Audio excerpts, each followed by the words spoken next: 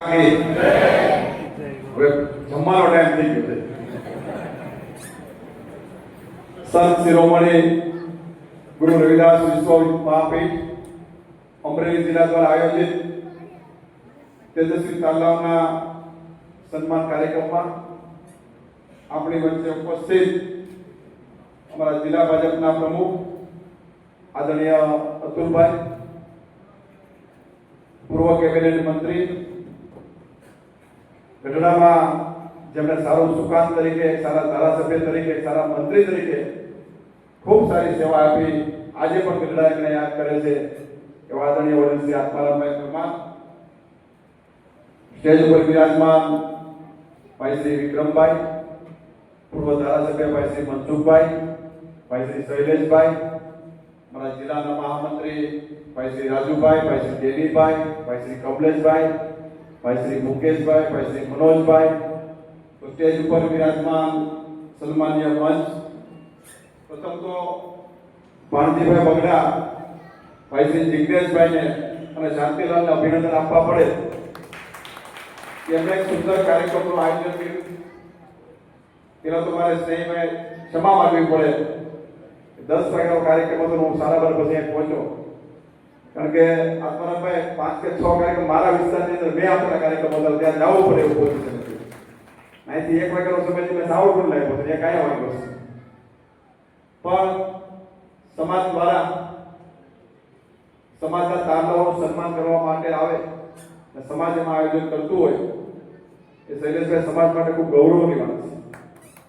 ઘણી વાર એવું પણ બનતું હોય કે આપણા વિદ્યાર્થીઓ ખૂબ સારી રીતે ક્વોલિફાઈડ થાય, અભ્યાસ ક્ષેત્રે આગળ વધતા હોય, પણ પરિવારનો સભ્ય જો એમનો કોઈ વાહન સાંભળે તો અંદરથી બાળકનો ઓટોમેટિક ઉત્સાહ વધતો હોય છે. એ કાર્ય કરવાનું કામ ભાણજીભાઈ, જિગ્નેશભાઈ અને શાંતિલાલે જેને તમે ઉપાડ્યું સમગ્ર ટીમ દ્વારા કે તમામ તાલાઓનું સન્માન કરવામાં આવે એ પ્રકારનું આયોજન કર્યું છે, એ બદલ સવિશેષ અભિનંદન પણ આપું છું. સાથોસાથ સમાજના જે રત્નો કહી શકાય, એક સ્નેહીભાઈના નામથી શરૂઆત કરું કે આવા તમામ લોકોનું સન્માન કરવા માટે એક કમિટી દ્વારા નામ નક્કી કરવામાં આવે.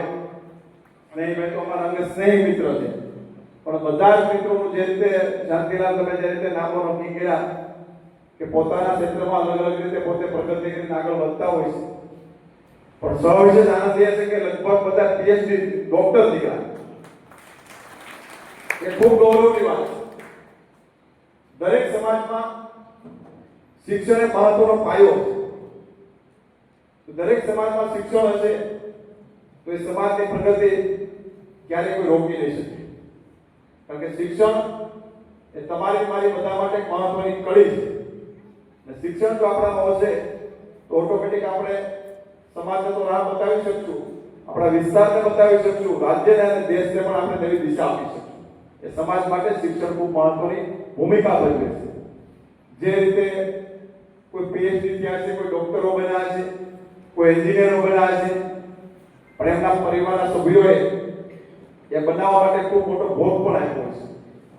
એ ભોગ થકી એમના મા બાપે જે રીતે દિવસ રાત એક કરી અને પોતાનું બાળક એક પોતાના પરિવારનું નામ રોશન કરી શકે, પોતાની લાઈફ સારી રીતે બનાવી શકે, એ પ્રકારે પાયામાં પોતાના મા બાપનું પણ સૌથી મોટું યોગદાન એ પોતાના મા બાપનું પણ હોય છે.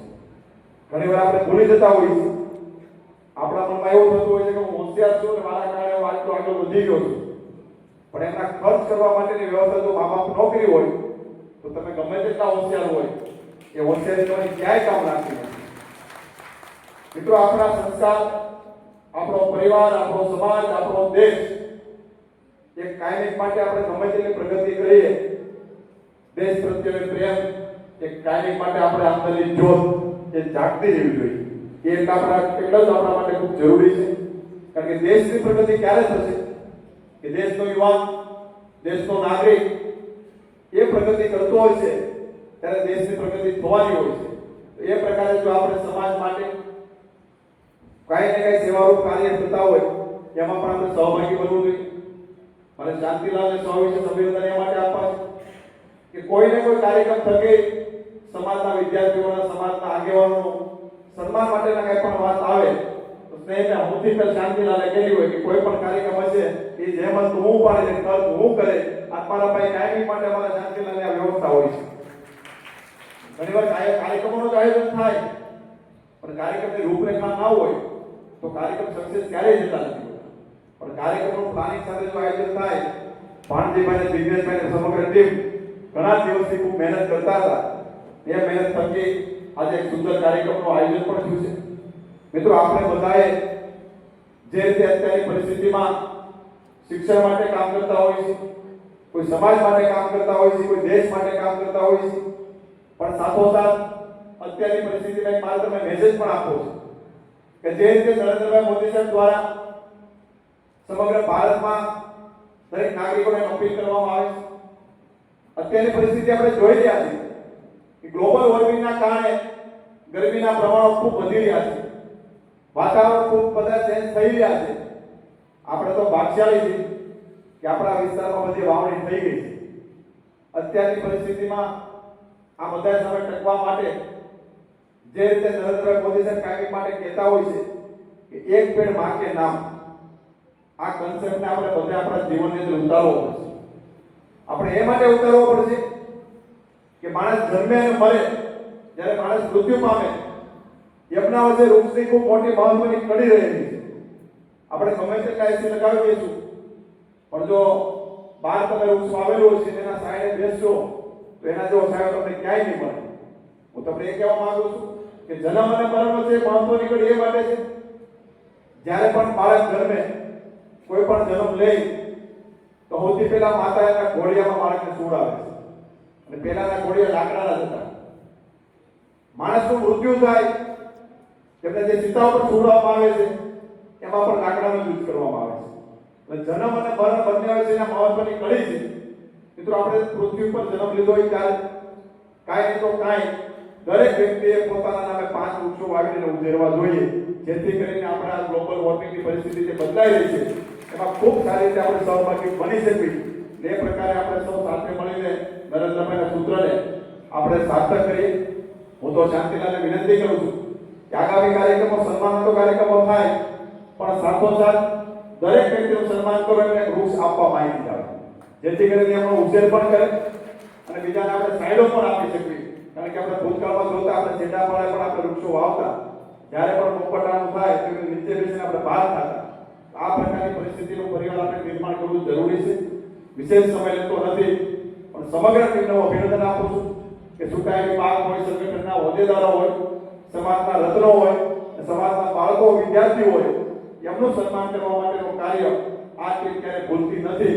સમયે સમયે યોગ્ય સમય નક્કી કરી અને દરેકનું સન્માન કાર્ય એ ધારી ટીમ હોય, અમરેલી જિલ્લાની ટીમ હોય, એ કાયમી માટે જાગૃતતા સાથે સારા કાર્યક્રમો કરતી રહી છે. લગભગ બીજા કાર્યક્રમમાં શાંતિલાલ હું આવ્યો છું તમારા, એટલે ફરી સવિશેષ અભિનંદન આપું છું. અને શાંતિલાલને અભિનંદન એ માટે આપવા પડે કે જિલ્લાના અમારા મહામંત્રી અતા મોરચાના અમારે જાહેર કરવામાં આવ્યો છે, એ માટે સવિશેષ એમને પણ અભિનંદન આપું છું. આપ સૌનો આભાર માનું છું. બાકીની ટીમ બધી સ્ટેજ ઉપર બેસશે. હું અબ્દુલભાઈ અને રાજુભાઈ અમારે 3 ને 4 વાગ્યાના કાર્યક્રમમાં જવાનું છે. તમે 3 તમારા વચ્ચેથી રજા લઈશું, પણ આપ સૌનો આભાર.